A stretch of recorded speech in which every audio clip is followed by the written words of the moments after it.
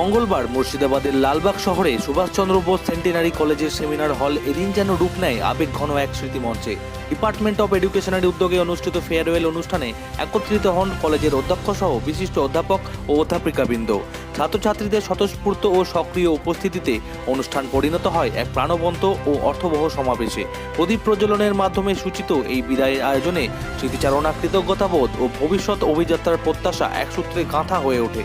শিক্ষা জীবনের এক গুরুত্বপূর্ণ অধ্যায়ের পরিসমাপ্তির মুহূর্তে কোথাও ছিল আবেগের স্নিগ্ধতা, তো কোথাও আবার দায়িত্ব ও সম্ভাবনাময় ভবিষ্যতের প্রতি দৃঢ় প্রত্যয়। বিদায়ের এই অনুষঙ্গে কলেজ চত্বর জুড়ে প্রতিধ্বনিত হয় সহাবস্থানের সৌহার্দ্য, শিক্ষকের আশীর্বাদ ও আগামী দিনের আলোকিত পথে অগ্রসর হওয়ার এক নতুন সংকল্প। এই বিষয়ে কি বললেন কলেজের অধ্যক্ষ, শুনে নেব তার মুখেই। লালবাগ থেকে সুবীর চৌধুরীর report, Bangla news. Education department বলে নয়, আমার এখানে 10টি মোট বিভাগ আছে।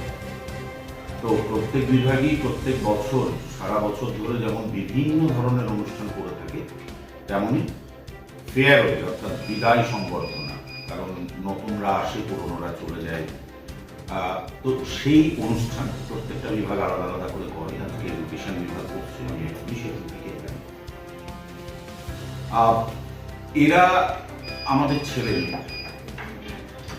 এদের একটা ভবিষ্যৎ, এবং বর্তমান সময়ের প্রেক্ষিতে দাঁড়িয়ে এটা বলতে বাধা নেই যে আমরা যে পরিবেশে ওদের বয়সে বেড়ে উঠেছিলাম এবং আমাদের সামনে যে সুযোগ সুবিধা রয়েছে, এখন ওই হাতে গোনা সুযোগ সুবিধাগুলো সংকুচিত হয়ে গেলেও নতুন নতুন ধরনের বিভিন্ন সম্ভাবনা অর্জন।